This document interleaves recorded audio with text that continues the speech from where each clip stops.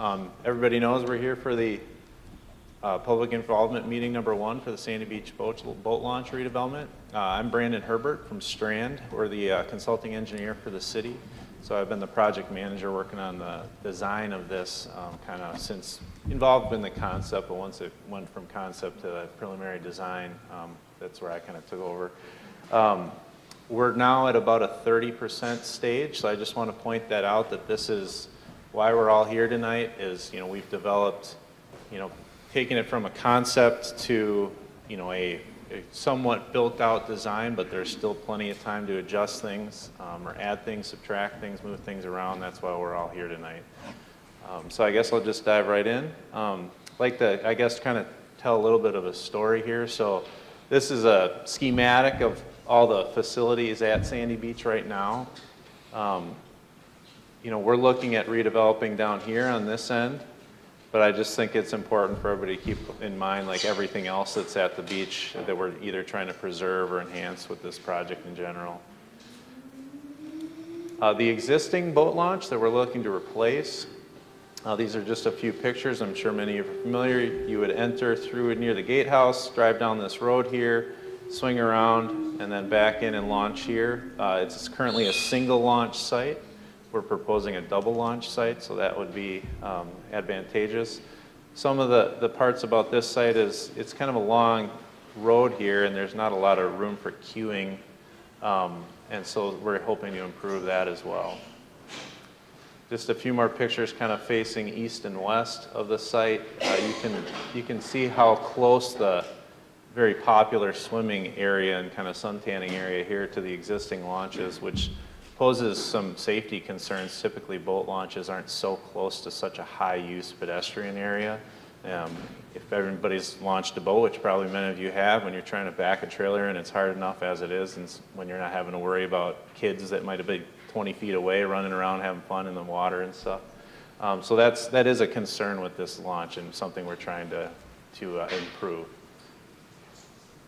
Again, just a few more pictures just of the existing facilities, just to kind of, I guess, paint the picture for where we're at and where we're going. So back in January of 2018, Mead & Hunt, we have a representative from Mead & Hunt here tonight, presented a pretty comprehensive report on the redevelopment of Sandy Beach as a whole, including the mobile home community up and farther to the east. And this is, I guess, the concept of what came out of that for the park as a whole.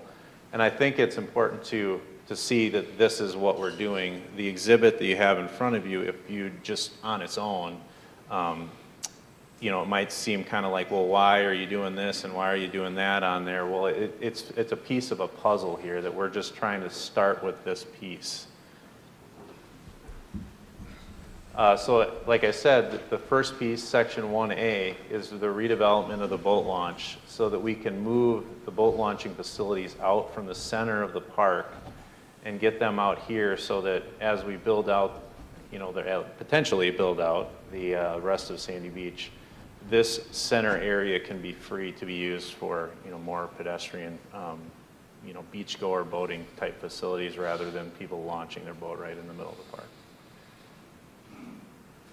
The proposed concept that was presented in January of 2018, zoomed in much more tightly here, was this. We had a number of stalls down the middle. This is a big stormwater treatment basin, which we're required to do.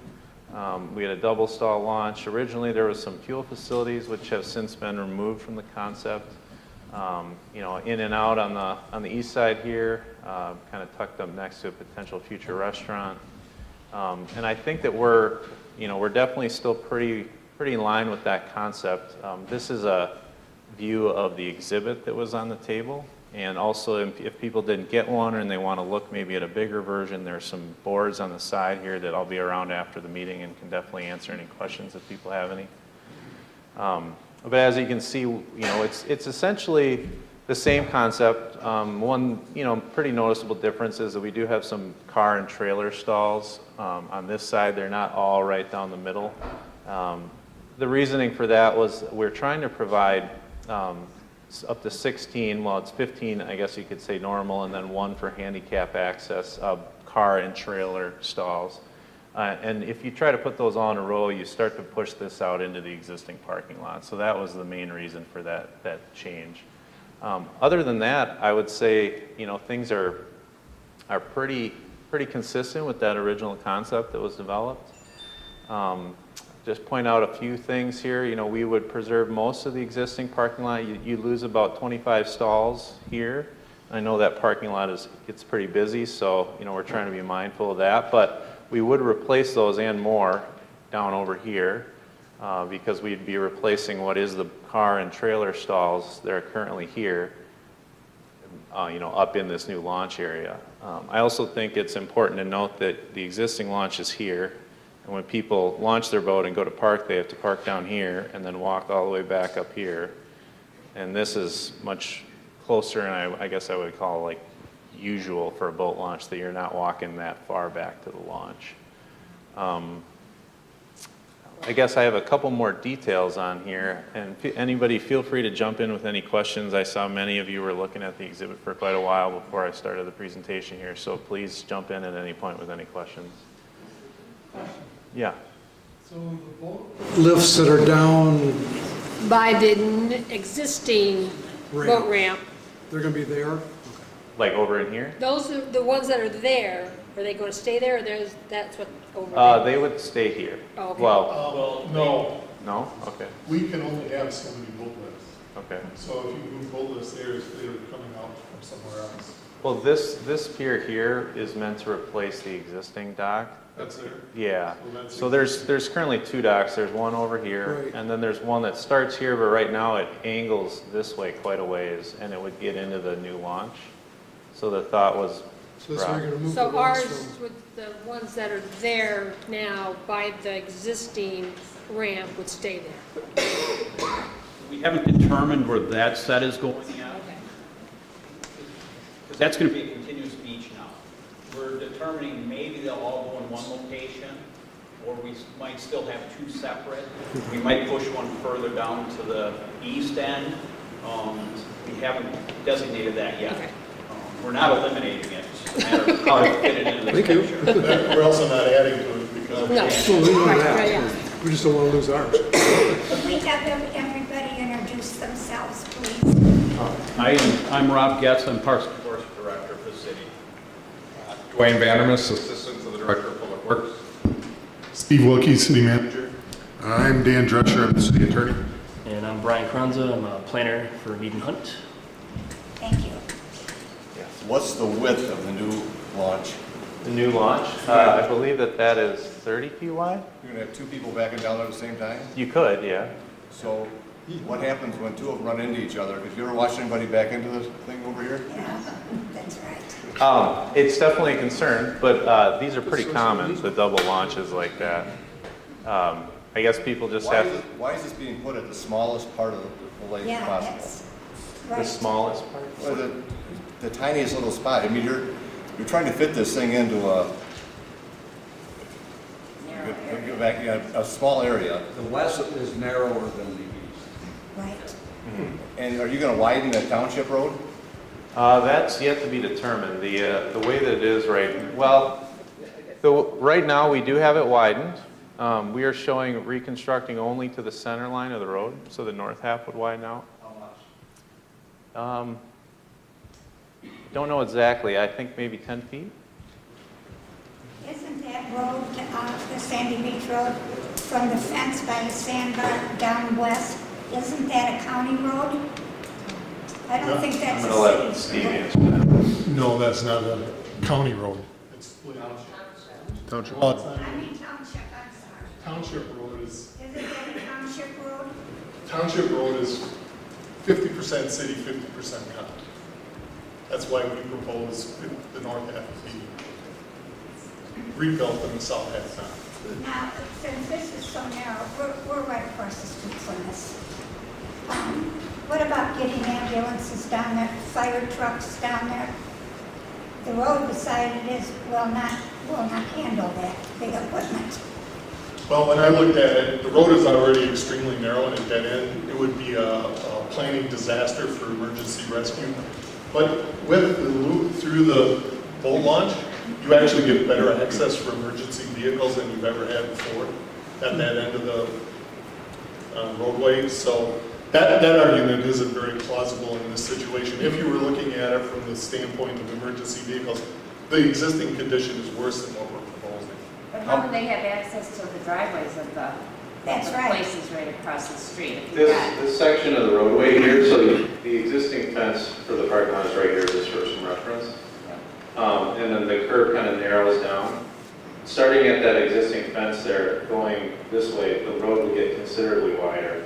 And it would stay the same width it is right here. But this section, starting to stay like right here, this would get that like 10 feet wider that I was saying. So you'd be widening 500 feet of that road quite a bit. And you'd have a loop, so. And you'd have, yeah, they could come in here and go like this. So it's actually What's a safe. a stack of a boat and trailer? Make a loop through the parking lot? Sorry. If they needed to, they could. Right now, you're on a dead end. The dead end is the worst option in any emergency situation. Well, it's worked down there before for us. Then I guess the. I just want to finish with this gentleman here. You kind of get cut off. How many could you stack of boat and trailer in there? Stack in the front. When you got 20 of people trying to pull in there all at the same time, what's the capacity? Well, so both of these drive aisles are dual direction, or two-way. So I guess if you were going to stack boats in here, you know, maybe. No, not stack boats. When we're pulling in there to drop our boat off, how many can get in there? Yeah, that's what I'm trying to. So like, if you had say 2 people in here, and then you had somebody waiting here because they wanted to pull like this and back in, you probably get maybe 4 here. Okay, have you ever? I'm probably cutting my throat by saying this, but we already rent a spot that's for the, the yearly rent for trailers and stuff. And I'll sit there many times and wait for the boats to all get in there, and I've counted, I think, 13 at one time. Where are those all going to be? They're all going to be backed up, so in return, I can't get down to my cabin, or nor can anybody else, because all these trailers are backed up. Yeah. I mean, we're trying to provide as much stacking or queuing as we can. I did mention that you could also queue here, but we're trying to encourage people to drive in like this and go like that and back up, and then they pull out and they go like this and park.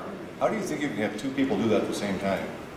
I guess because there's an organization called States Organization for Voting Access, and everything in this design follows that guidance. This design is also quite common, and I'd be happy to send you many pictures if you'd like of this setup. I understand, but there's just not a lot of turnaround room there. Like in here? Yeah. I guess turnaround meaning like you're trying to do a circle, because this is, the dimensions on here are deceiving. This line right here is 50 feet long. So, you know, if you're, this ramp in its entirety is like 90 feet long. And so if you're pulling straight out here, you can go forward for at least 100 feet. Are the boats going to have room to line up there? Like in the circle now, they come out and line up. They stow their noodles and their life jackets and everything and drain the boat and cover it to head out of town. Yeah. They won't be doing this on Sandy Beach Road, will they? They shouldn't be. I mean, I guess, you know, a lot of people are referencing very, very busy times, and with any facility, there's times that are busy. I mean, just in your car commute, an intersection might be fine 99% of the time, and then it's very busy for a little bit every day. So what they would do is they pull out, and the thought was that they go like this. This is a invasive species kind of washing and cleaning area. This would be a double out, and so if you wanted to wash, you could pull in here and wash, and then you'd exit, or you can just exit. They can go back down this way if they like, and out this way. So if this is say full here, this is also another invasive species control area that they could pull into there, or you can pull this way, and I guess they could park right along here. So again, if it was really busy, you could probably have 5 boats stacked in there, like kind of tidying things up after they came out of the water. So they wouldn't be lined up on Sandy Beach then? I can't guarantee that, but I mean, we feel like there's ample room here under most cases that people wouldn't be parking on Sandy Beach, but I can't guarantee where people are going to stop. Well, thank you for calling me by my first name. My name is Hope Osdijk. The comments I'm going to make are going to be my personal comments, not those of the town of Lake Mills. I'm a little confused, and I think most of the people that are here are a little confused. We are 30% into a design dated March 2019, and this is the first time that any of these people have had a word to say about what's going on. This generated design has come from Strand, and I'm assuming from city people who have influence upon your engineering work. I wonder, are there any members of the Parks Board here tonight? I'm a little confused, and I think most of the people here are, that we are here tonight to make public comment on this, but we're already 30% into the design of this Section 1A. All right, here are my comments, and I will keep them very brief. I've written a few things down. I'd like to go over them, and perhaps this will start a better discussion. First of all, I looked up what the definition of a park is. And a park is a large public green area in a town or a city, normally used for recreation and rest, left in a natural state. This area, you know, a park can also be specifically an industrial park, other kinds of parks, but a park is a green and natural space. It seems to me that something's gotten twisted around here. Historically, this has been a very popular beach, a great place to access Rock Lake. It's had parking, it's had restaurant facilities, it's had camping, it's had trailer park, it's had a whole heck of a lot of things. I'm going to be a little blunt tonight, but I'm a little puzzled that we are here at this part in the whole picture. I just don't understand. I made a list of things, and I think that these deserve to be considered. Normally, when we're planning a park of this size, and we are undertaking a new master plan for Sandy Beach, we would look at this as a holistic park, of one piece of property that is owned by the city of Lake Mills, upon a really nice natural resource, which is managed by the town of Lake Mills, and also accessed and managed by the state of Wisconsin. There are a number of things I'd like to bring up. The traffic control on Sandy Beach, which has already been referenced tonight. We have parking problems on town roads and city roads. Sandy Beach Road is a parking problem. There should be a parking study done of that area at the busiest time of the year. I think we need to look at the regulations that we have posted on those roads. I wonder at this point in time when this is proposed, if anyone has looked or talked to the recreation department and the volleyball program that is sponsored there by the city and the township. I wonder if anyone's talked to them about the volleyball schedule and how this might affect the volleyball courts. In the past, beach signage and the closing of Sandy Beach has been an issue. No one in the Joint Rock Lake Committee that I have spoken to has been able to get through to the city that we would like a standard sanitary warning on the beach for when the beach is unswimmable. And I think this is an issue that we need to talk about before we add any more facilities to Sandy Beach. Now, you may have an answer to that, but that's a goal we should reach this year before we come to another swimming season. We need to focus on the grounds. Someone needs to analyze the use of the boat launch. We need to look at that sanitary station, that boat washing area, and decide what we want there, how we can pay for it, and what grants are available. We need to look at the playground area and look at the safety of that and see what input we want to have as citizens into that playground. The bait shop, are we keeping it? Is it gone? The gas depot, are we keeping it? Is it gone? The restaurant, a huge component of this park, historically and forever, and will be. We need to make that decision holistically. We need to look at the number of those trailer and boat slip parking areas and analyze those and compare those to the ones that are in other areas of our lake. Another key factor, I don't understand it, I never will. Why do we have a mobile home park situated on a piece of public property?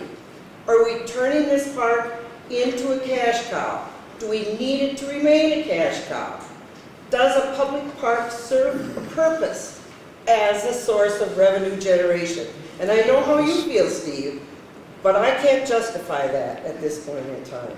We need to look deeply at what we need to do in that mobile home park if we are going to have it and if it's going to be sustained.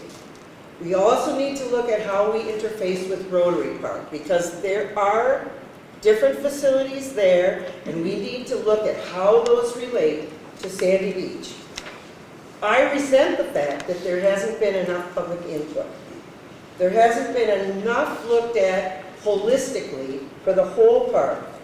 You guys have not looked to the county and its resources. We have a lake expert who knows exactly how many parking places we have. We have not utilized the references and the resources that we have to make better decisions. Whatever you say, whatever you write in your policy, at the very end you say, with respect to the health and well-being of Rock Lake. I don't believe you believe in that. I don't think you would use this park the way you're thinking of if you respected the finite workings of that lake. This park will have a ripple effect on this community and our lake. And I think that should be looked at holistically. Now that is my charge to you. I would like this meeting to go on. I would like you to hear more input from these people. But I think we need to look really hard at these 12 points that I brought forward. That's all I have to say. Thank you.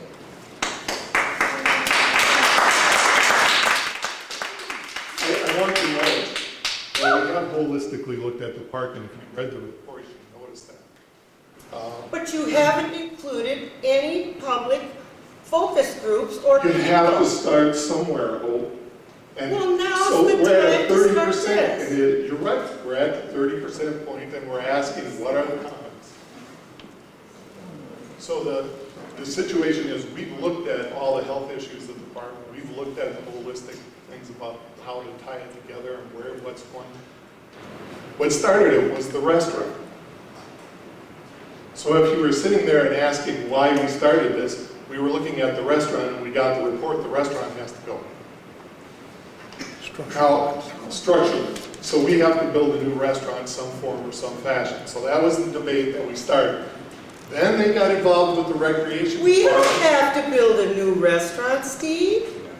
The public should decide what should be included in that park. Well, the conversation, Hope, was either you're going to take a restaurant down or you're going to start a new one. The debate that we've had and historically had is that people want the restaurant to stay there. So we put together the proposal that was the concepts of keeping the restaurant there. Now there were several options that we looked at, and we did debate not having it, or upscaling it, or not upscaling it, or doing all kinds of things. But at some point, we have to come to the council and say, is this what you're thinking about? Is this not what you're thinking about? Is this the way you want to approach it or not? We don't get to say, come on in everybody, this is what we're going to do. We start to say, go to the council and say, is this what's going to happen? If the council says, yes, we're going to head forward, then we end up at something like this, which is where we're at. We've had every one of those conversations you had, and if we worked through the whole process, you would see how it felt together.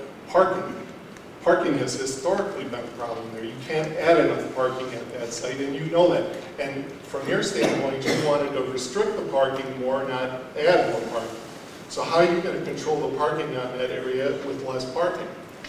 Those are all conversations that we're having. Another one is we're paying people to sit there and take funds from people who come into the park. But most of the people either walk past them, or we don't generate enough money at the other times to justify having someone sit there. So we've gone through all these processes of that.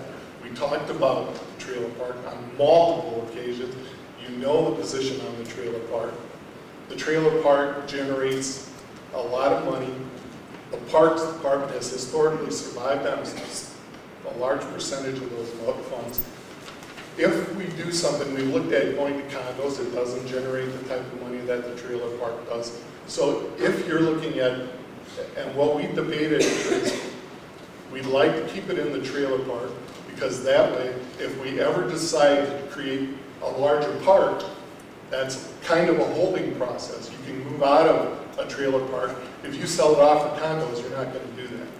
And so that's kind of been the process of the conversation. And so we've had. why not, Steve, why not now make a master plan with the help of the people of Lake Mills who are going to have to fund it for the next 100 years? Why not include them in a master plan? You've got the planner. Let's set aside a schedule and let's go after it, section by section, and let's make a good plan we can stick to for the next 100 years. When you say we, you don't mean us.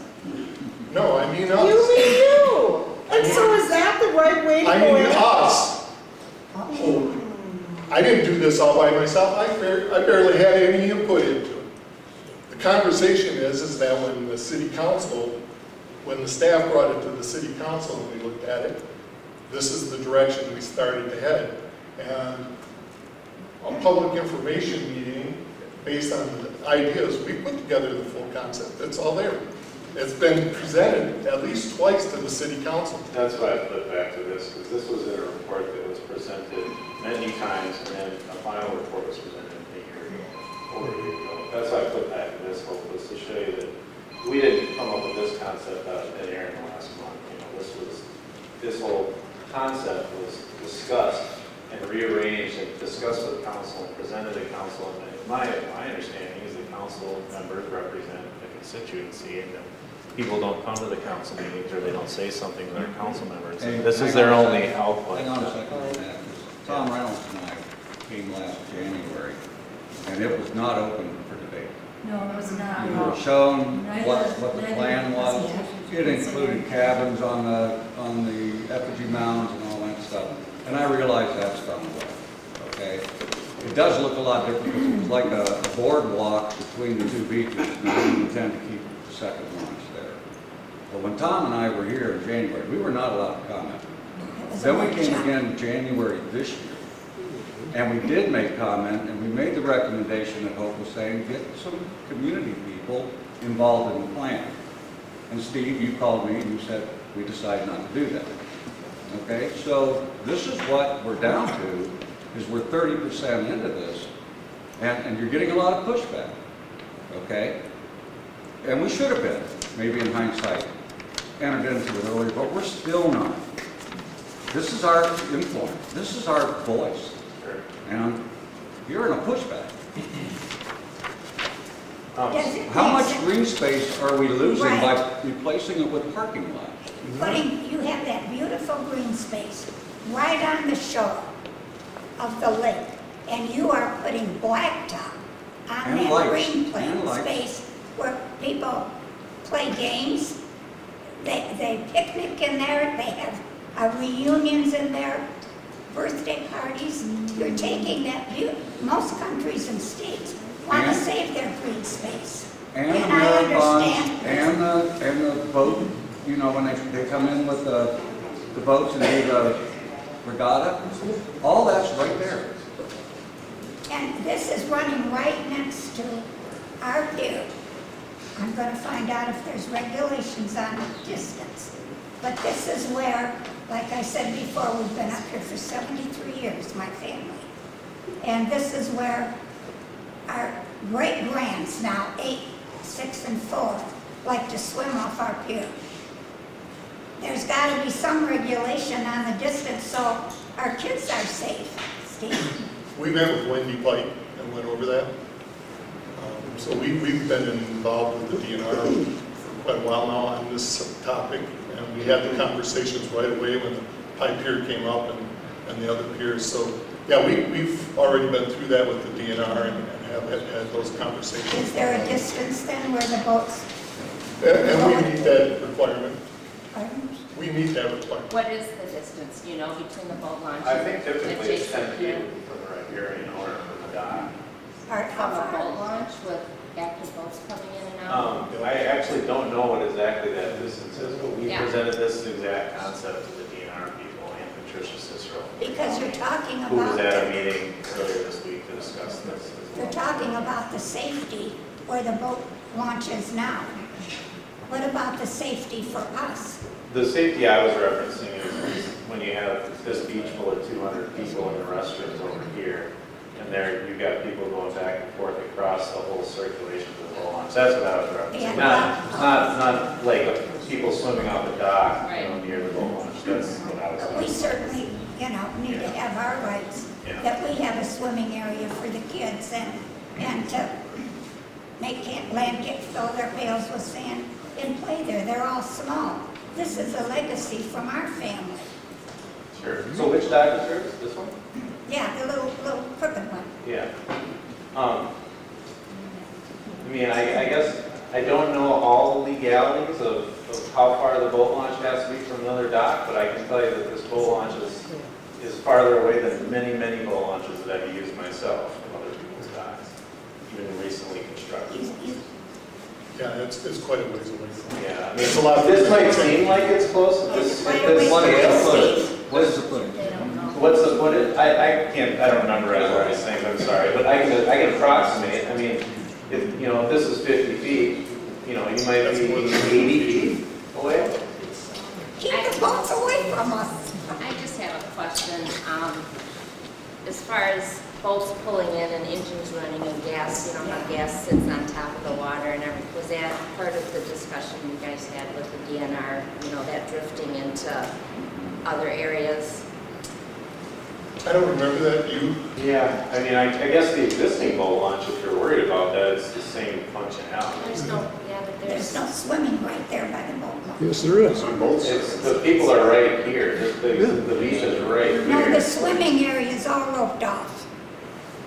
It was Well, like 30 it's feet about away. the same, I would Swimming say. area right by the launch. 30 feet away. It's pretty close. If It's that. quite close. I agree. Closer than that. Yeah. Yeah, It's close.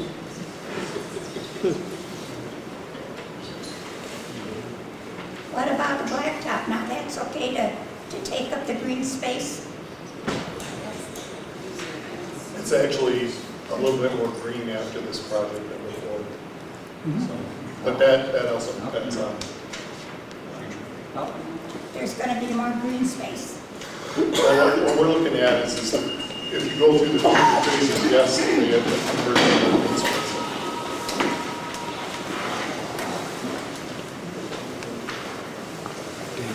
I can't see where there'd be more green space when the whole parking lot is green space now. Where are you gonna invent the green space? He does. I just can't believe you want to take such a pretty area, put blacktop on it so close to the lake. It just doesn't make any sense to me. A lot of But you can see like in this area here, we're putting out pavement, and there'll be areas over here. Away from the lake, who cares A about lot of that? these Who's questions, going a lot beyond of the these lake? answers going to come out a little bit later in the presentation as you go along. Yeah, we kind of didn't, Because I have some we more kind of details, stopped, and there's a lot of questions that are coming out, but you're not really into the presentation. Yeah, I would agree. Our questions are important. Right, but if they're gonna get to them at some point, and a lot of things will be answered. But there's a lot of questions right now that I think he's struggling to answer because he's got a presentation that he can give. So, as we get into some of these, I'm sure that he's gonna answer probably a lot of these questions.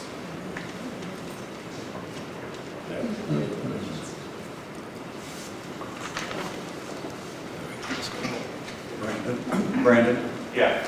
This lady has a question here while you're pulling up your presentation.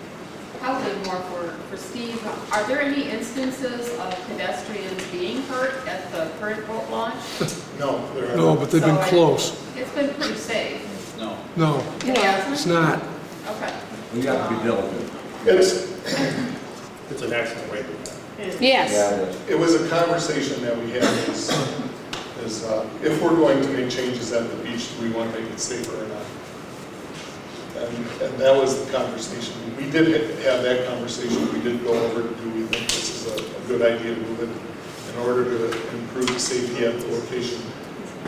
Because, yes, I think that with the number of people that are at the beach and the number of close calls, that this was in our best interest to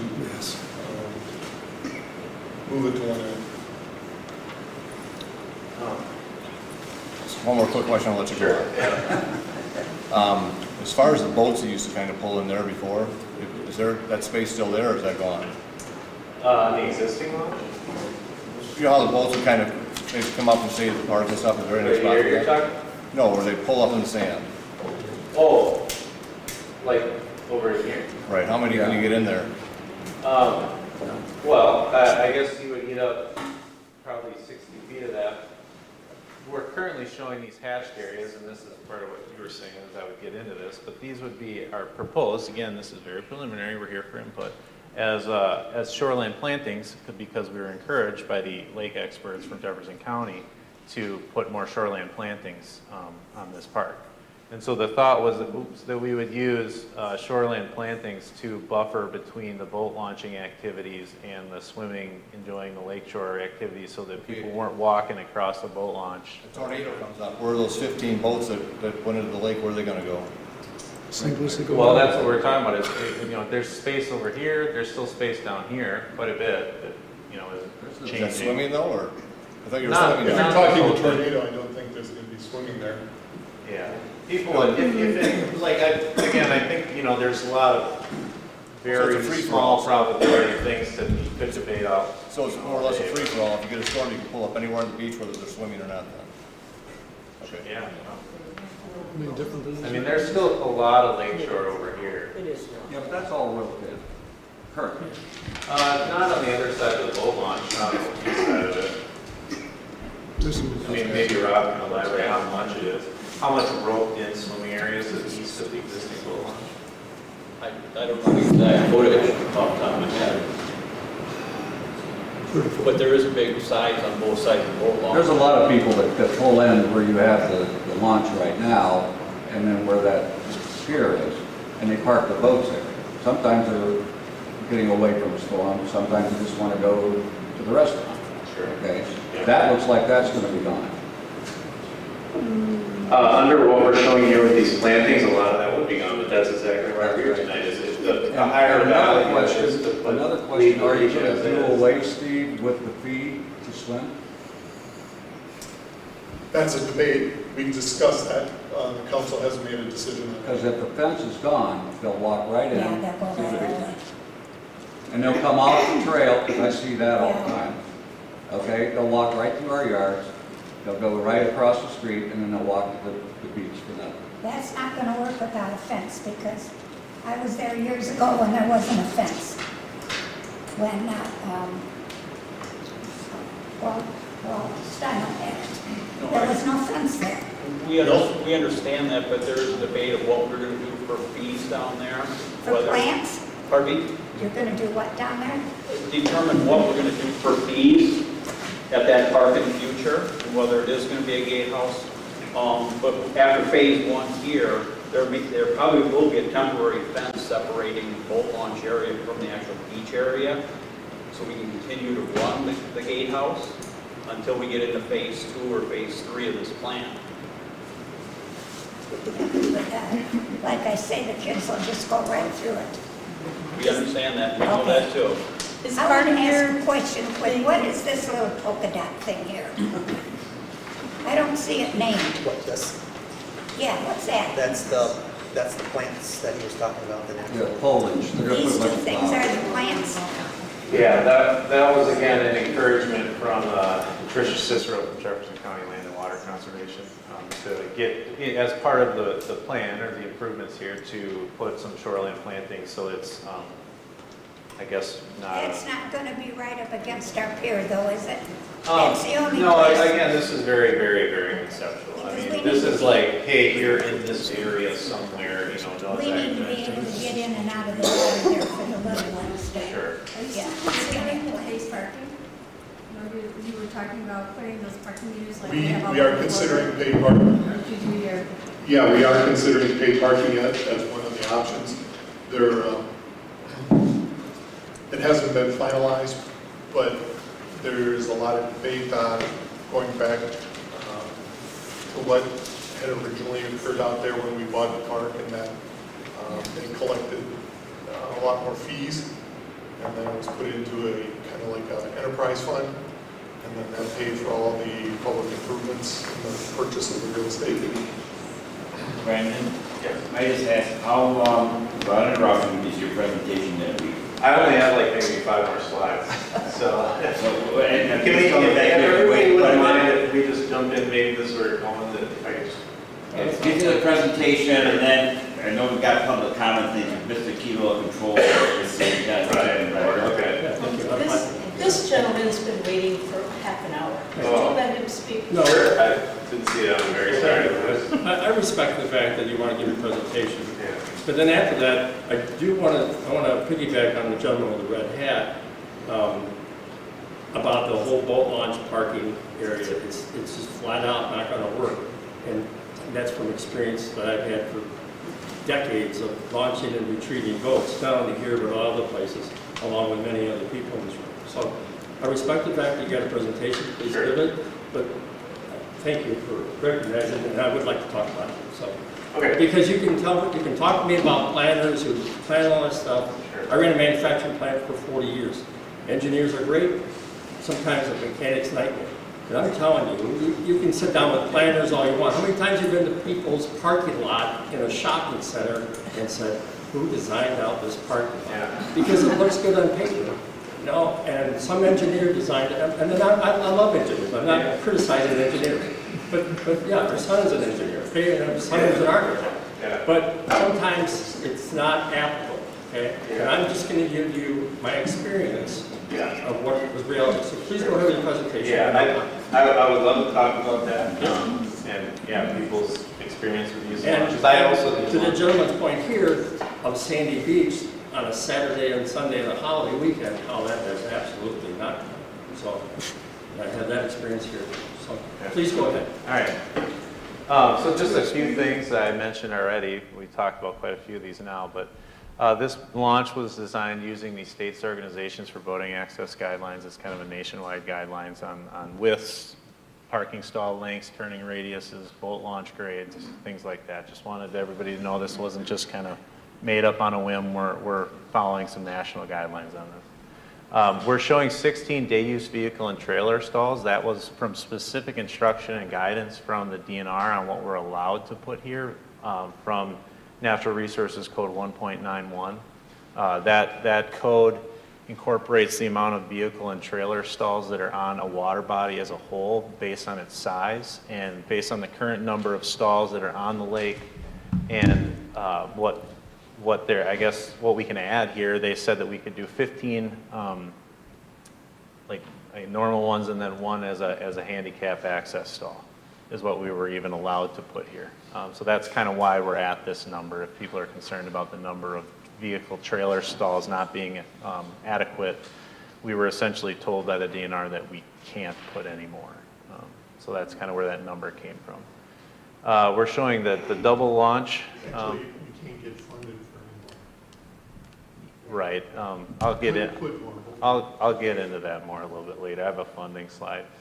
So the two-way circulation, as I mentioned, inside the parking lot, and we can certainly talk more. And then this would be like an exit only. It would be wide enough that theoretically somebody could pull in there, but we can't control everybody. You know, it'll be posted "Do not enter" and things like that. But that's the way it's proposed right now, and this is again why we're here today, is for people, if they don't think it's going to work, why not? And let's look at what we can change. The exit only on the western connection, I said, this I think is maybe important for a lot of people, is that this plan protects all the existing trees out there.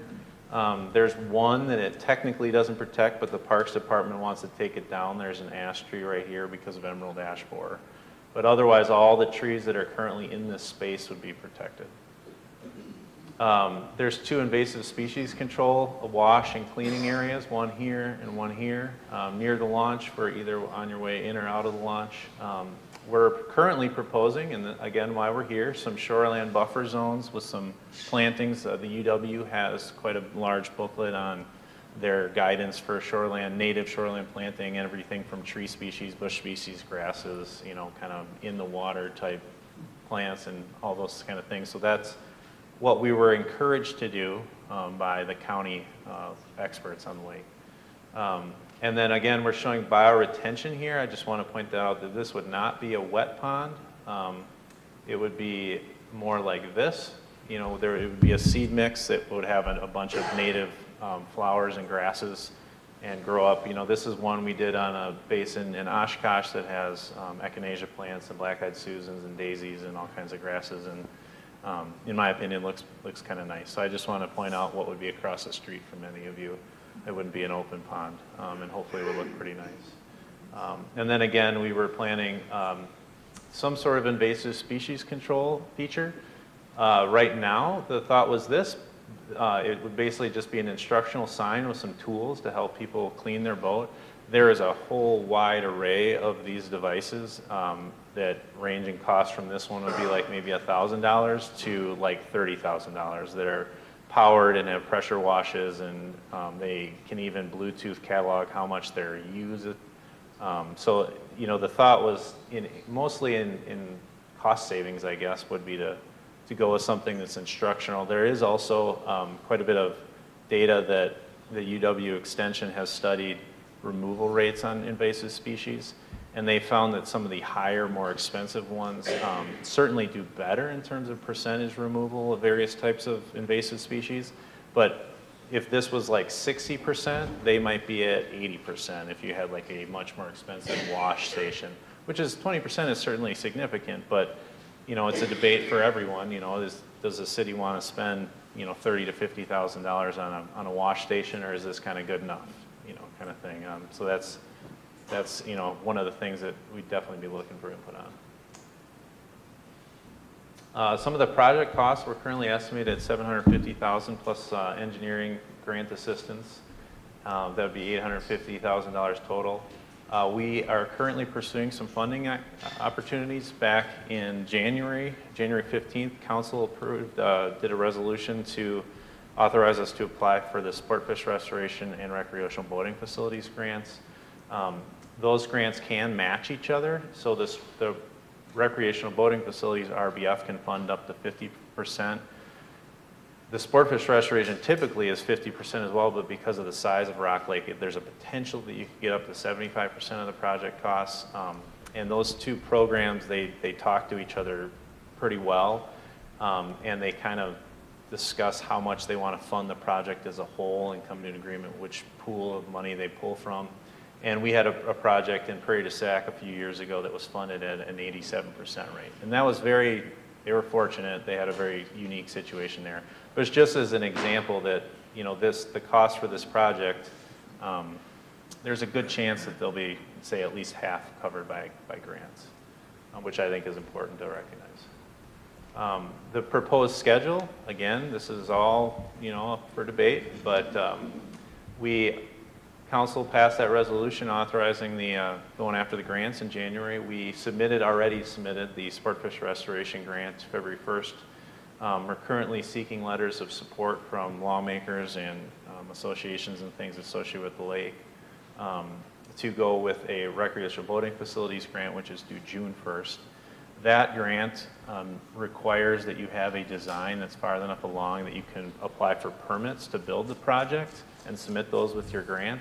So that's kind of why we're at this stage, is the city is trying to utilize free money essentially available by going through a design process, and that's why we're here at this point.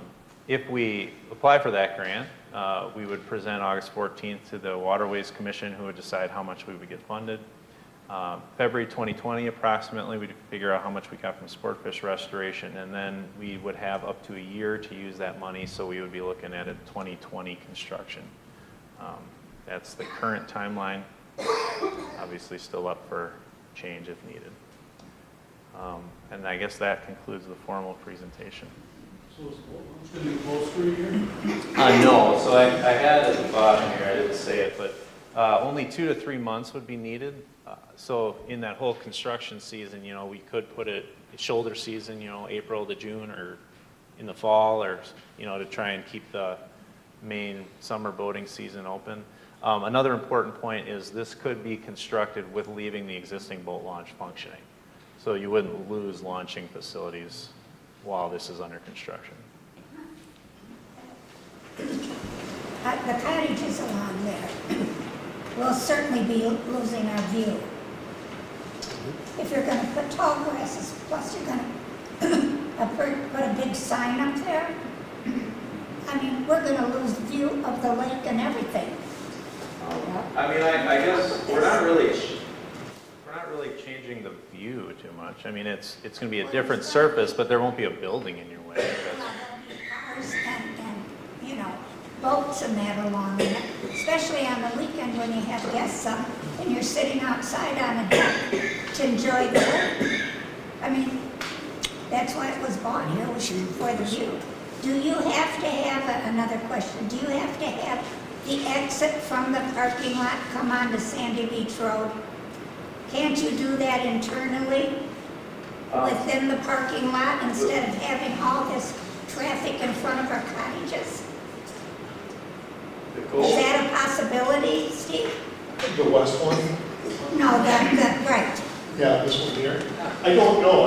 It may be that we could bring them all out here. Well, those are the kinds of things we're looking for tonight. Okay, like have the entrance and the exit. You know, if someone thinks that that exit is better for the boating, and then someone thinks it's better to, you know, that's what we're going to be weighing. Right. We don't, from a traffic standpoint, we don't want it. The voters think it's a good idea. Then we're going to have to weigh those. Yeah, but someone Steve, said that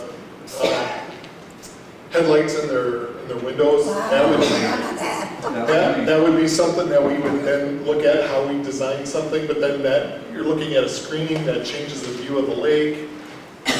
So those are some things that we weigh. But we're willing to consider those types of suggestions. If you got ideas like that, you know how the layout of the boat launch works. I know that we worked on we looked at the yes, we could keep the exit. You know, keep the exit within the parking lot. I don't want I'll tell you just some of the reasoning behind how we show now is that the thought was that if somebody pulls their boat out, let's get them out of the way as soon as possible, like many of you said, when it's busy, so that these people aren't trying to come back through the parking lot with boats queued up who knows where, and you're trying to launch. But let's get them out and onto the street and gone. Yeah, but Brandon, I think you said exactly what you want to do is encourage people to do that. Why don't you design that option out? And not have them exit onto the road. Right. Well, rather than encourage them and then they just say, well, I'm going to do what I want to do. Well, I think what I'm saying is that, you know, if you eliminate this, there's zero option to go out onto the road. So they're going to have to just come back through the parking lot. You said you were going to encourage them to do that. Right. I mean, there's nothing saying that somebody couldn't come this way. Absolutely. But if you have a boat on your trailer and you can go this way, and there's this parking lot is full of vehicles backed up waiting to launch, if it were me, I'm out of here. I'm going that way. Yeah, but people have to hook stuff up to the back of their boat so their boat doesn't fly up. You're going to have such a backup here. You have no clue what issues you're causing. This is going to be a disaster. I mean, a disaster. So where would, I guess, what would your suggestion be? Get rid of the lift. Get rid of the lift, put it somewhere else in the lake where it's out of the way. And make an area there for boats to come up and use the restaurant. Put it in the wide part of the shore. Rob, put it in the wide part. I think if you're talking about when you say wide part, the east part of the park. Yes, exactly. The reason why this works better is because there's a lot of terrain over there, and so you'd have to cut out a lot. And there's a lot of big, nice trees, and you'd have to cut out and flatten a huge area. The boat launch is a lot more expensive. How important to the park would be, you know, cutting down those 50 to 100-year-old oak trees over there. You know, there's a lot of, you know, you might like it there, but some other people might want to preserve that kind of forested look over there. I mean, it's kind of a balancing act. I'm just saying this is the less expensive spot to put it, and in our opinion, best for the overall layout of the park, is they separate the boating and launching facilities from the rest of the park in that big concept or plan for, you know, there would be, like, you wouldn't want to put it over here because everybody would have to go all the way through the whole parking lot versus right onto a road. So We would look though at, and the road, as far as we're concerned, I that would doesn't come into consideration. I thought that's why we were here. I'm just explaining to you the reasoning why it was put here versus over here. Yeah, we've gone through the whole process and looked at all three sites. We would look at changing the access onto the roadway. I mean, that's something with scale and definitely weight. I would consider it seriously. There'd be a couple other options on that. You know, you talk about these boaters and what's important to them. They're in and out of here like for a day. We're up here all the time, living here year-round, paying taxes. I mean, I think our consideration, would be taken into account. Like It these certainly boaters is. are in and out during, for The a day. people of the state of Wisconsin also have a right to access the lake as well. So. Yeah, I know, I understand that, but move it down. Our lake is not inaccessible by any stretch of the imagination. I want to make that very clear. There is maybe not even a need for another launch at Sandy Beach, just to play the devil's advocate. My question to you is, you said there are 15 storage parking spots there. When you say storage, do you mean these would be income-producing spots for people to park trailers? That they're currently shown as trailer spots here. That's a question for the city, what their intent with those. I know exactly what the answer will be. Yes. Yes, of course, they're income-producing areas. There's another option there that could be used for traffic to remove that from the boat area. I'm saying we need to really closely examine what kind of money is put forth for this park and compare that with what public needs are. Back to, there's no free money. The free money is all money that gets paid by taxpayers and sportsmen in the state of Wisconsin. That grant money is not free money. That's our money that we may recoup to bring back home. Sure. I guess from the city's perspective, if they can recoup some money, pay it off themselves, We're going to lose it one way or the other. Yeah. I understand too that the Lake Association is concerned about the overpopulation of boats in the summer. Correct. So if we already have, I'm guessing, 9 different launches, why do we want to add another one? Well, there's currently 5, I believe. No. There's some small ones across the lake, the big ones over on the north side. Let's back up. First of all, we're not adding, we're moving. Yeah, but you're So keeping that's the other a one different there. conversation. No, it's eliminated. Okay. But if you want to have a conversation about eliminating the boat launch, I'm sure that I don't care. Except that you haven't opened the conversation for the people to put their input forward. So how do you want to have that happen? Do you want to have a survey? You have it all. There's a $10,000 survey? Or do you want to have a meeting where all the people who show up are primarily town residents? Or how do you want to scope this? You have to already take divided input? the park into sections. And I think that you should have a focus group for each section. And I think it should be guided by an engineering firm. You've never been afraid to spend engineering dollars before. This is a perfect application for this. And we need to work this out as a group and agree what we want to see there. Everything is on the table. And I have worked this out as a group with the city council and city staff, and we are now in a public section, and I'm trying to figure out what is of interest. The fact that we have looked at the whole scope, and based on the historic information that we have taken over and over and over again, is that we're going to have a battle no matter which way we go. And we wrote that in from the beginning about stakeholders, is there are people here from the trailer park tonight. There are boaters here tonight. There are people who are interested in how much money we're going to spend. There are people who are here interested about where it gets located and how it gets located. And when we looked at, there are people who were definitely interested in keeping that restaurant.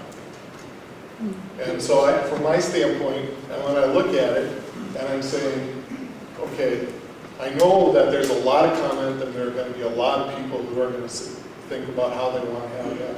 When we look at this piece, this basically launches all the other ideas. So when we had the conversation about restaurants, we got a lot of pushback about not having the restaurant. Do you think we should have the restaurant? I'm not making those decisions, and I'm not I'm saying asking you we. as an individual. You I'm not listed 12 saying things. You listed 12 things before, and you have definitely indicated that we should lose revenue and spend money.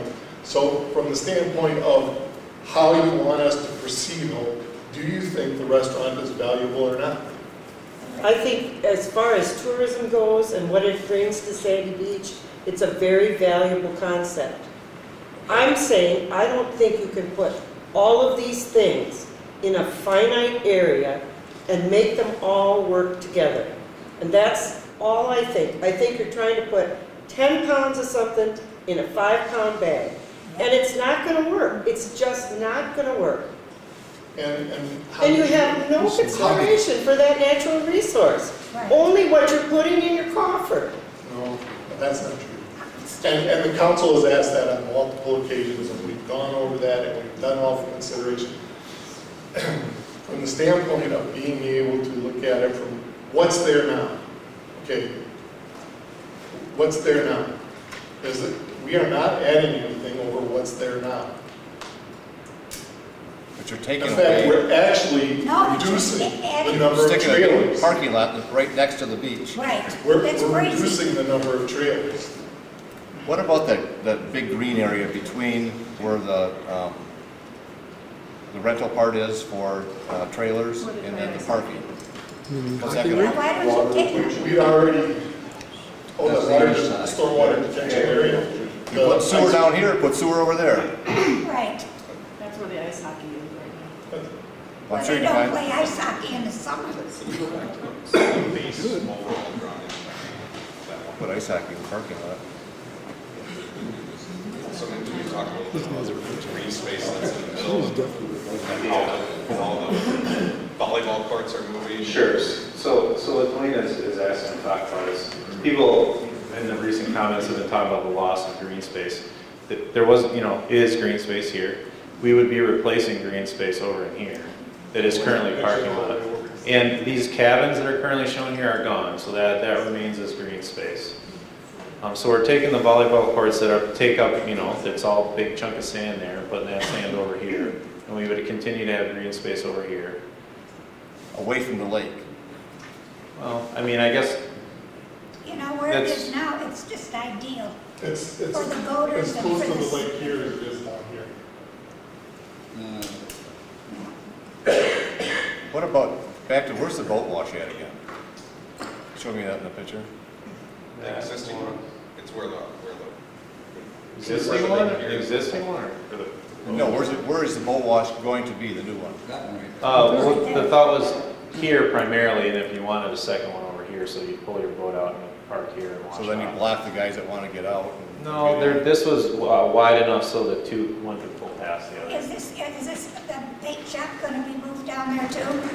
No, we had, this is a little vending machine type space, but other than that, the current building would stay where it is. Whether the city wants to get rid of that in the future and move it someplace else is yet to be discussed. But there's not going to be a gas tank? No. For sure? Well, it doesn't right now, no. I'm sorry. I'm just going to go from my own experience, and I go to a lot, Milwaukee, in the north, the county, Milwaukee, the road to get there. What I want, but with Lake wants to different things, I would love to build a park right next to the lake. I know it's not possible. And so if you go to Milwaukee Lake, their launches, you come up there and you all have to walk. You have to walk. This is part of being a boarder. Because you don't want to give away the green space. Sure. So I guess my comment is, why do we think we have to have all this close parking to the lake? I mean, I just think if you get down there, just like now, you have to drive to the park. Drive to the park, get your boat launched, park it and walk back. You need to exercise. Because they're going to park on the street, they're parking on Sandy Beach, walking half a mile or a mile. Well, I guess why we have this concept here today is because we were trying to mimic a concept that had been brought forward through multiple presentations to the city council over the last year and a half or so. So that's why this is proposed here. But if you're talking about creating, you know, just a launch feature with some driving space here, and then people have to pull back over in here to park, is that a possibility? Sure. I mean, I'd be, drive around for half an hour trying to find a parking spot in front of the wall. Yeah. Yeah, I don't need to reward those people. I mean, you would need, I just want to point out that even if you did that, you'd still need quite a bit of asphalt here for people to maneuver. You know, so you wouldn't lose all of this. You know, maybe you'd lose half of it or so, but you'd still need a decent amount of people to be able to get around. Yeah, that's not our normal. No, yeah. We look at that. In fact, I got a question. When we commit to this, which you've already had, right? no, No. we filed a grant. So if the grant doesn't go through, this won't go through. This won't go through yet.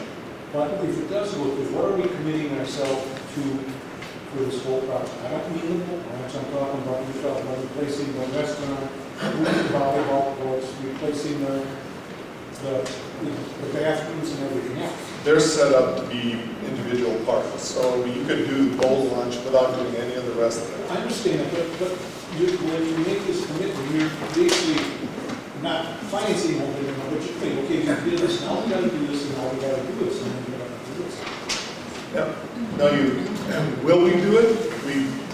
It's highly likely that we would do it, because the restaurant has to be rebuilt in So why don't we do the restaurant first? Because the way the phasing works and the way the planning laid out, if you're going to move those things, the restaurant would be the second part. So you do this part, and you come back and you do the restaurant, then you come back and you do the play area, and then you go back and you do the trailer park. And the trailer park is split into 2 phases. What determined phasing? Was that the study that was done? Yeah, that was done Part by, of the engineering? it was a planner that did that, yeah. So what would be the total cost of this, of these 4 or 5 different parts? 8 million. Yes, I know. 8 million. 8 million. So would So you, we would never recover any kind of money like that. Oh, yeah. We've had research that goes on that says we would recover our money. And we have a study that goes into that, Pat. So, yeah, we've looked at it now. There are multiple ways that you can pay for it. So if the council decides they don't want to do a couple of the recommendations we have, then that would change. But the vast majority of the expense in the long run is the water and sewer in the trailer park. And so from that standpoint, that's something we're going to have to do one way or the other. And, Unless you don't have a trailer park. unless we don't have a trailer park. Excuse me? Yeah. But And we've been, not to say, you're talking 70-some years, you're talking all these years. Our family has been coming to Sandy Beach Trailer Park for over 50 years. So we've got just as much invested as you do. I pay taxes, so don't just dismiss the trailer park like we're nothing. I'm sorry. Not trailer trash. Yeah. we've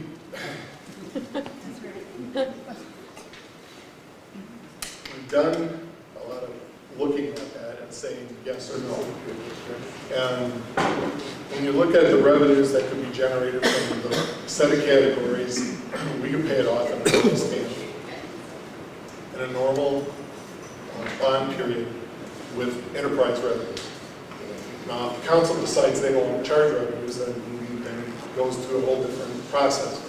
But those were the conversations that we've been having. Now, when we looked at this, we had that conversation of, does this commit us to future improvements? No, this doesn't. But you're right, the restaurant is going to be next and logically will be next. And then the next phase is where do we head from there? do you have somebody committed to running the restaurant? No, we do not. Because 10 years ago, the restaurant was going to go away because you guys were going to charge an exorbitant amount of money to lease the restaurant, and what was in there now was going to go away. But you're going to probably 3 times the rent factor compared to what it is now. I wouldn't state it in that form or fashion. And John's here if you want to talk to him about that. We're sure not charged the same. Do we see, if John wants to continue, we definitely talk to John. If he doesn't, we've had other people in contact with us who are interested, so those are issues that I think. It's great to have a restaurant, don't get me wrong, we love going. Oh, yeah, we need the restaurant, yeah. But Chula Vista is asked. The Grist is asked. So you can find out that we do have people who are interested in continuing to do that. Yeah, we want John. I think it's a haircut. Well, it's like a lake restaurant, with all the kitchen stuff. We don't want it to turn into like the golf course thing. They brought in all that fancy furniture, and vacationers don't want that. They want to feel like they're in Wisconsin, not Chicago. Well, I don't know if you remember, there used to be a fireplace in there. Yes, oh, yeah. You know why the fireplace went, of course? They had silence. No. The building started doing this because it couldn't support the fireplace anymore because the flooring was getting loose. So we had an inspection done, and the inspector said that building, if you do these improvements, you might get 5 to 10 years out of it. We did the improvements with John, but it's on its last legs. So we need to look at something there, and that was kind of the driving force. The chimney went, we did the inspection, we came back, we did some other things, and we went through all the historical reviews of everything. We looked at all the construction options. We looked at the historical stuff. We had a letter into the historic district. We had a contract with a archaeologist to do the work with us. We use a company out of Milwaukee. She's worked with us on multiple other projects. We've been very careful. We looked at all the ideas. We're here to kind of do what Hope said is, okay, if we can bring the parking out here and into this area, or if we just have a roadway that comes in and we have the parking set, we're willing to consider that. If it doesn't work from an engineering standpoint, that we're going to be back and let you know. But we go back and look at that. I mean, we're as interested in being as friendly as possible, but we just want to make sure that we don't lose revenues. And that it's still in the same scope as what we have today as far as using it. I saw there's more questions. Just to say, we have a video. Everybody can review it, and I will as well. Please fill out the comment cards. Take my card. Email me your questions. The things are coming in hot here, and we'll certainly glean as much comments off the video as we can. But it's very helpful if you can put it in writing, send something in. Sorry, whoever wants to go first. Go ahead. Okay. I just want to say, 100 years ago, my great-great-grandfather owned this property, E.J. Steinwell, and it has been a hub of local community recreation, entertainment for a century or more. It's always been a balance of boating, swimming, any type of recreation, picnicking. And I would encourage everyone that's working on it to continue that legacy that's there, either in your structural designs, make it feel like Lake Nelson, make it feel like the history is still here and the legacy is still here. And it's not just our pioneer legacy, turn century legacy, it also goes farther back to the cultural history of the Native Americans that are there. Use those assets of mounds and the history that's there to bring tourism. It's a very unique location. I think we really need to bank on that for tourism. We were, I think that we are interested in the archaeological features of it, and we're not gonna mess with that. And we have to work around that. But same with the trees. We inventoried the trees. We know what kind of condition every single one of the trees are. I was amazed at how many trees are in there, and I know that some of them are very big trees. And we wanted to stay. I read the minutes when we purchased the property over and over and over again to get a feel for exactly what the conversation was and how it's going, and the relationship to the trailer park. because there's a lot of conversation and a lot of debate about how the trailer park falls and how it doesn't fall. But I think the long-term thought when they purchased that property was they wanted to keep it, whether it was a trailer park or not, for the public to have that access if they needed to in the long run.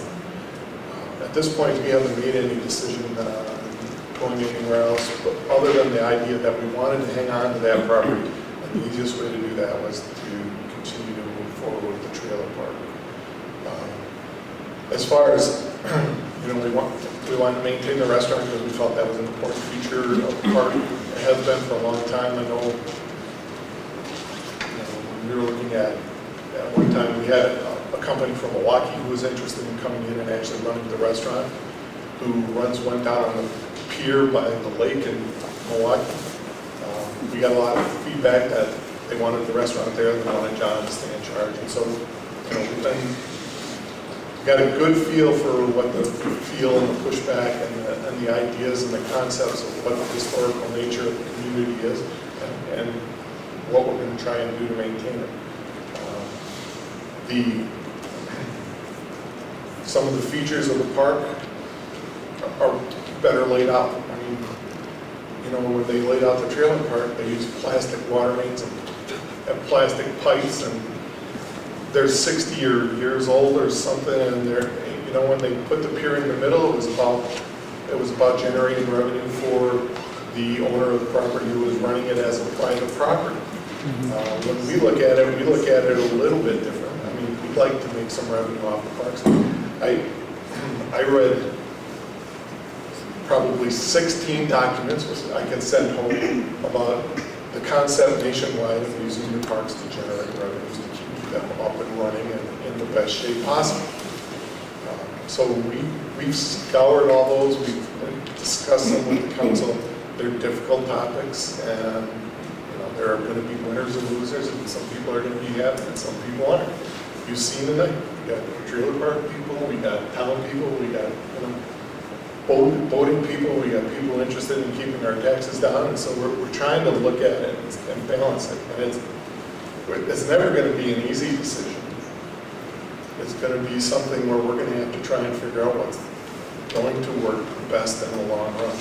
And I think that what we put together is a pretty good idea. If you sit down and read it and you look at what the concepts were from the beginning, I think you're going to find that they're very consistent with what the original intent of the park was. I just wanted to, I came in late, but all that parking that close to the water, isn't that environmentally not a great idea, number one? Number two, those people there on Sandy Beach Road who spent money for their house and been in them as long as you can remember, they lost their view. Their assessments are going to go down. They're going to be worth anything. And I think those things need to be considered. That's right. And I don't see on that beach area over there any shade for people to sit in, any place for picnic tables under trees to be. And that whole parking lot, there's trees out there. I mean, I have a house that's going to be compromised because of that. Right. And I won't be able to see the lake. I'll have more traffic in front of my house. And I know there's a lot of trees that aren't there anymore if you go to this concept. All the trees that are there are going to be saved. There's one that I think is an ash tree and would come down anyways because of the inland ash forest. So we've gone through that. It does have the disease? Because we have an ash tree kitty corner pet, it doesn't have it. I don't think that tree does either. We have made the decision as a city to take all It's our not the ash board. Don't blame it on the poor little ash board because that's not what caused it. We blame it on the ash board because that's what drove the decision. We can talk to a forester about that decision right here. So from that standpoint, some of the conversations you have is why Hope's here, because her assessments may go down. I doubt it, but they wouldn't impact the city. The part of the roadway that we were looking at that was city, we would improve up to a city standard. So I'll tell you what, they don't do any snow removal on that part of the road now. I don't know how they did that. They strike the fence and they go back. And if you ever want the rest of us to become part of the city, this isn't the way to do it. There's an intergovernmental, well, I'm not too worried about how that would work out. There's an intergovernmental agreement with the town on who plows what. So that plays into that, and wouldn't be how that figures out. So when you talk about the assessments and who's plowing it, there are a lot of other things that run in. There's an IGA, which says where we plow and where the town plows. And it doesn't have to do with who owns it or who doesn't own it. Assessments, that's a whole deal. So. But it's the view. It's our view going there with all these pontoons and these, you know, pickups and cars with their trailers and their boats there. And kids on that road are already being compromised because of the traffic. Doesn't our view count at all? For the safety on that road, is that the issue too? Well, they need speed bumps going down that road. I mean, at night, I mean, those cars are flying up that street, and I have little grandchildren, and it is awful. I mean, they've got to be going 60, 70 miles an hour going up that street from the parking lot. It might be very valid, I don't live there, but I just want to say that. Have you ever been down to the beach like on a 90-degree day when that's like maybe the 4th of July weekend? I'm not disagreeing with you at all. The only reason I even spoke was to say that the boat launch is still there. Have you spent the day and viewed how the traffic works? I mean, you can't just be there an hour. You need to sit there and watch for a day what goes on in that parking lot. Sure, definitely not saying that I've done that. You live there, so. But you know how the flow is going to go. It's where it is. We're getting it all done for. Yeah, we can't have all that traffic. I've been down there for long periods of time. We set out the speed bulletin. It's a computer. It kicks out all the speeds over the whole time period. And so we have a very good idea of what the traffic is down there, how fast it's going, and those types of things. We know how many cars go down there, and it is amazing how many cars go down there. Oh, I know, even in the winter. So that's things that we've looked at, things that we've been working on, things that are part of the trailer park redesign, because in our area, we'd like to get the road wider. So those are all things that we've considered as we continue to move up. This end down here, we've done what we can with our portion. We proposed. If we look at it and change the layout so that it doesn't come out there, I don't know that we would do anything with that. That may change it. But, those are things that we would look at. What about the view for us along Sandy Beach Road? Is that what? That's tree line, isn't it? There's a few trees. There's 5. That's why. That whole green space there is all tree line, isn't it? There's currently 5 trees in this section there. So yeah, I guess. Is it just Wendy from the DNR seeing this, or is the whole DNR seeing this? Well, we haven't submitted it for permitting yet, if that's what you're getting at. We have sat down with people from the DNR that run these grant facilities. We met with Cheryl Housley, the recreational boating facilities grant administrator, and we remember what his name was. Oh, yeah. So we had a meeting based off of this concept with them, and they, essentially encouraged us to apply for the grant. DNR doesn't mind if they don't get any pushback. They don't care. But if people push back, then they start. DNR's got their hands full of us. Hey, you gotta speak up, I guess. Sorry, I apologize. I respect it. Stand up, Mark. So, well, first of all, can you do the artist rendition of the blow up of the? Yeah. No, the one that's clear. So that is wrong now, right? According to your drawing, because I see. Oh, it's definitely changed. Yeah, that's why this was a concept. You kind of just. So that's changed now. It's not going to go back to. There you go. So yeah, there you go. So you really got to think about the flow. The gentleman in the red hat brought it up very vividly, and the gentleman from the Park District brought it up even more about it's nice, yeah, all voters would love to have parking condensed right by that area. It isn't gonna work. I'm just telling you, it's not gonna work. The beauty of what you have right now, even though you have restricted parking, you have a small amount of parking, you launch the boat, you walk out, and the parking the boat is far away from the boat launch. You don't have to worry about it. Your little radius around for a dual launch is not big enough. Because you think about it, the average boat that's launched there is between 16 feet and up to 30 feet for a pontoon boat. There are some 30 foot, but pontoon boat up to 30 feet.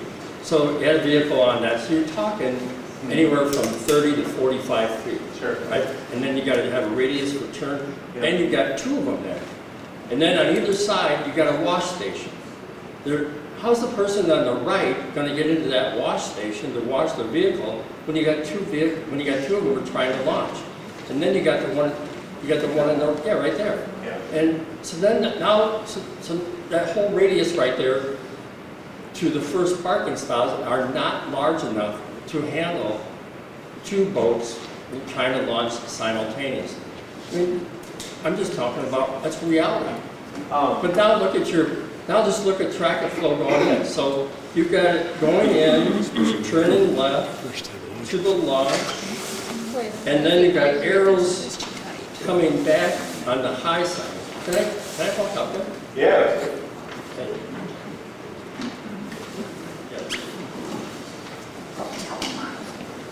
Yeah. I promise. It is a little tight. Okay, so I'm coming in and I'm launching. So I'm coming here.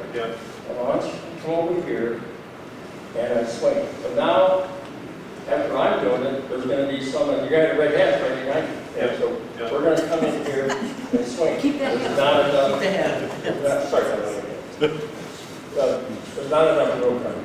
Okay. Well, let's pretend this.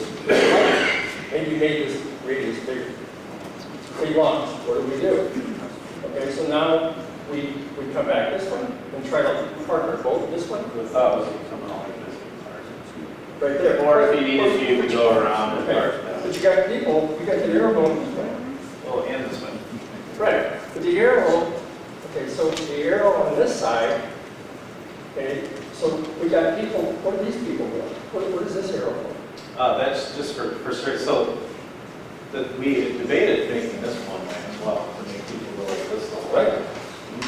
That's what I'm saying. You got 2 ways going this way, 2 ways going this way, and it's just not going to work. So this person's going to come around here, try to get in here, but these people are coming this way, but then you come out this way. So you have to make it one way, but you need to increase its radius and you need to take that wash station out. Yeah. There's just not enough room there. So that was a late addition at the encouragement. But then you got parking here, okay? But these people, let's say you're parked here, and these boats are all lined up. The gentleman brought up, there's sometimes 12, 13 boat cars, so we're talking 30 to 45 feet of vehicles that are going to be all the way out here. Yeah. These people will never get out. Well, I guess you're right, and I don't mean to debate that everything. Some of this just comes down to like human courtesy of like letting somebody out. I know.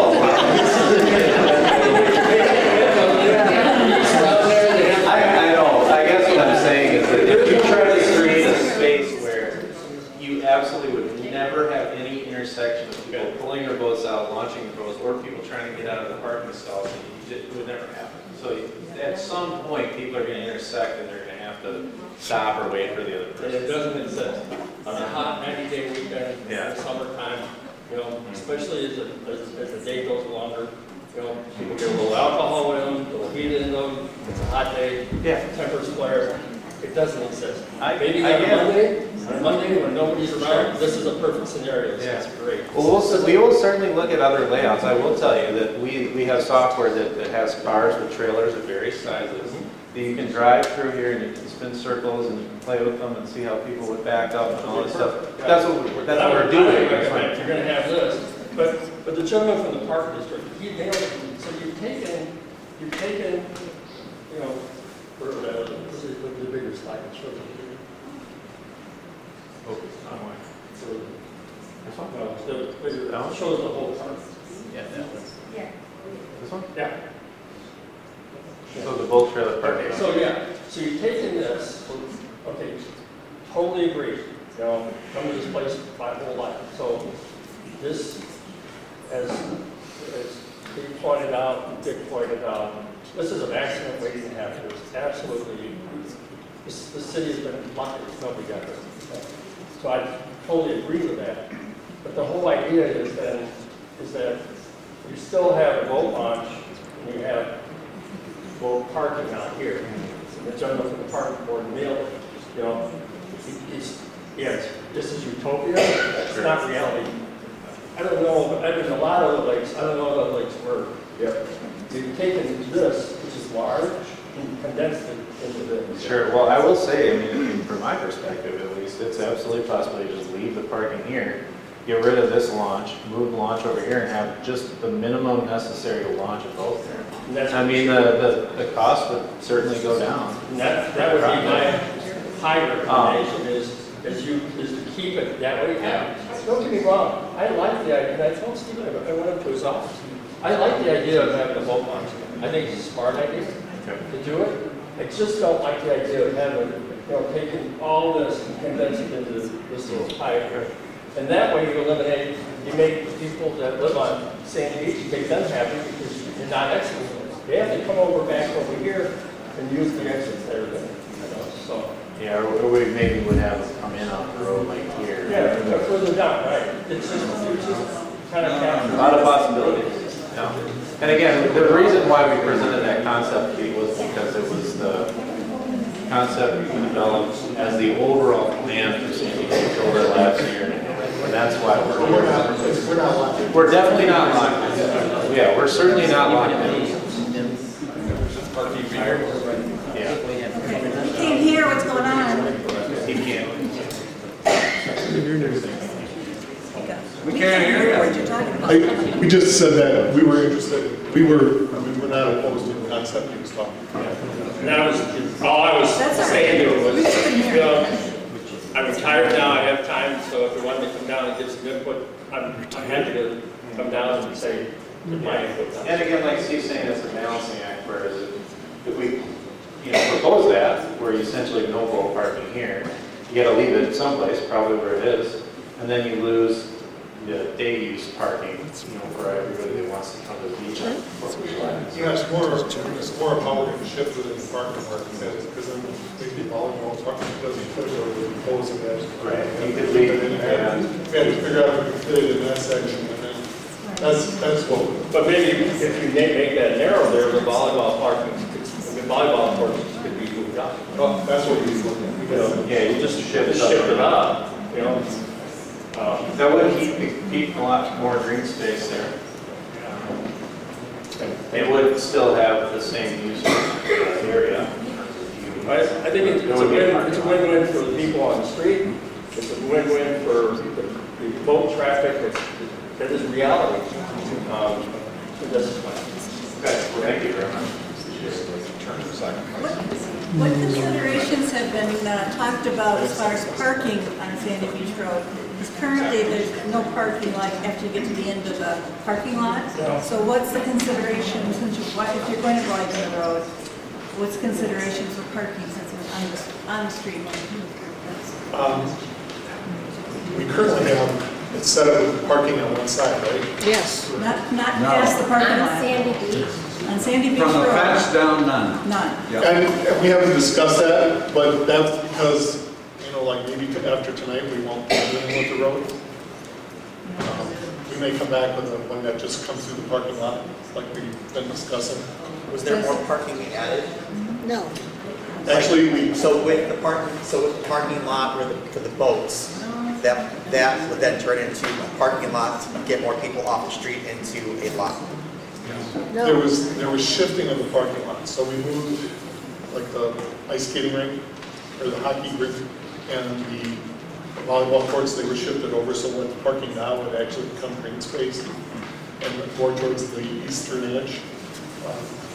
So if we have to figure out if we've got parking that's shifting over here, then we have to do the calculations of where the parking's shifting and how much parking we have, and how that all ties together.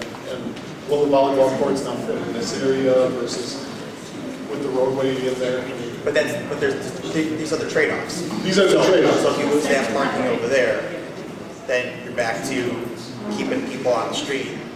But if you keep the boat parking, you can always add more. You can always add more of a lot in there to keep more people off the street. I'm just pointing out things because there's balances of if this, then this happens in certain areas. And when you say that we're trading off the parking on the street, not parking on the street, technically nobody's supposed to. I mean, we allow parking on the street, but boat parking is supposed to occur in a specific area. But right. You know as well as I do that park there. Sure. And so controlling the number of boats and everything. I know that we're supposed to keep 15. We actually have, I think, 17 or 18 now. I think we have 18 now. So if we didn't, if we just put this in and didn't do anything with that, would it change? Because we're not funding any of that. Maybe we would keep the same number of boat spaces, or do we want to change that down? Or those are the conversations we'll start having. How technical it is, because when you're running over here, you've got the Indian mounds, you've got the big trees, you've got Steve, we can't see what you're pointing at. Can you use the pointer on the big screen so we know what you're speaking to?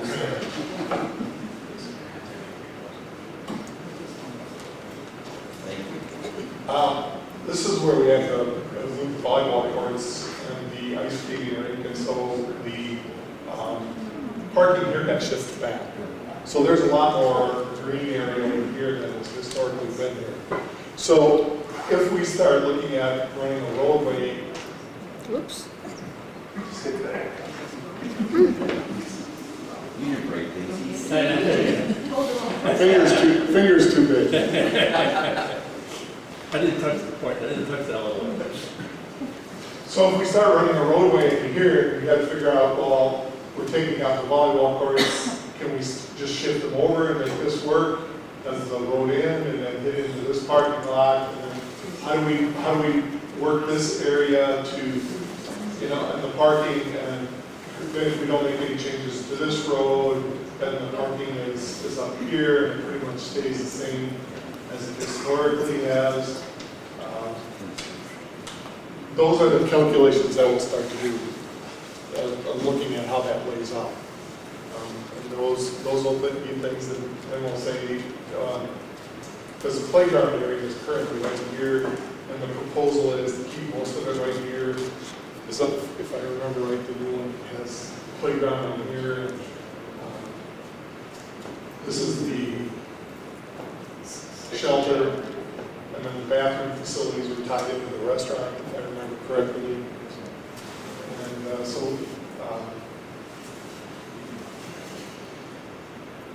and we tried to save every tree in that area. And there's, I think right in this area right here is where the Indian mound stuff is said to be. So those are kind of we have to look at and try to figure out how to tie that all together. Because now you're starting with all the calculations if you don't do this. Where's the Indian mounds at? In the boat. They're right about there. It's currently in the existing restroom, just to the south. Where it is. So those all impact how we can improve or not I improve. think that. I think there's somewhere here. Yeah, they're right behind the bathroom.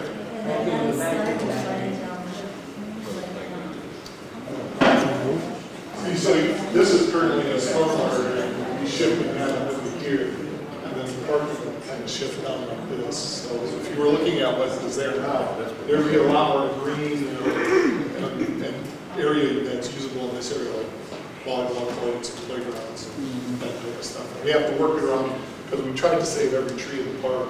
Could the runoff area, could sewer be put in there so you could use the runoff area? When you say sewer, storm sewer? Because are you putting storm sewer down where it is existing now? Is it all gonna We run? had one shown that I didn't discuss in detail that I guess it was. This is a bioswale. Yeah. And anytime you start putting in pavement around the lake, you have to shift All the stormwater has to run to the bioswale. That's a DNR requirement, we have to treat the storm. I What thought, we're showing here is like a smaller storm sewer pipe, because this bioswale, which again from the surface will look like a prairie basically, filters the water and then it goes into a drain tile. And that drain tile, by DNR standards, has to have somewhere to exit.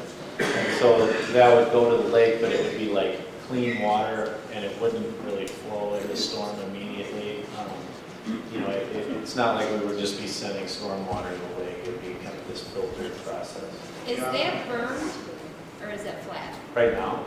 How, well, what's it? Oh, this? No, it's a ditch. It goes like that, okay. Yeah, and water runs into it, and then there are all these plants that are supposed to clean the water, and then it seeps down through a tile and it runs out to this stormwater system, and then exits through the lake. You're not allowed to just run stormwater through the lake, you have to treat it.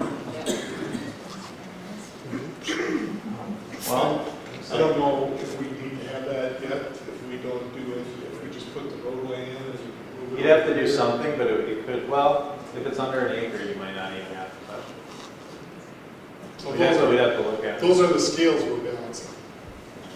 Could you put up the timeline again? I just want to know, because if we're at 30% now, where are we in May?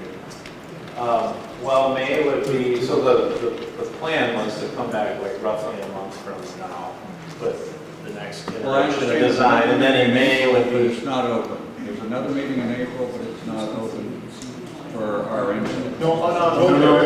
It'd be another. We have April 2nd is at the council, that won't be open.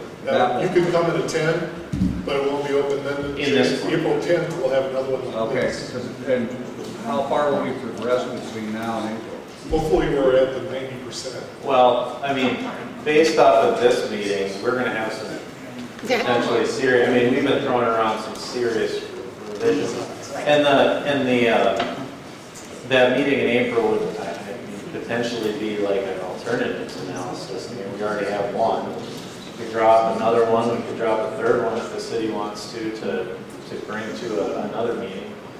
Really the goal is you're going to meet this year's funding cycle for that recreational boating facilities grant. They could fund 50%. You have to submit that June 1st, but that has to come with all your permits. So you have to be able to submit your basically design to the point where the DNR can tell what your impacts are. They can say whether you're treating your stormwater properly or not, probably like early May. So we would have to have whatever we want to submit to the DNR for funding done by early May.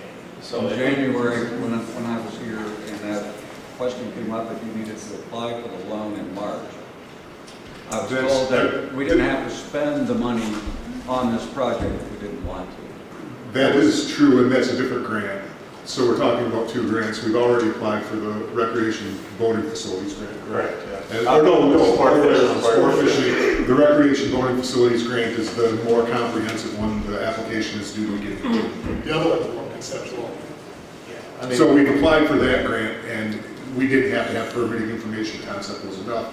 If we apply, and if we receive that grant, we'll have it for a period of time. Nothing compels us to do anything just based on being, a recipient of that grant.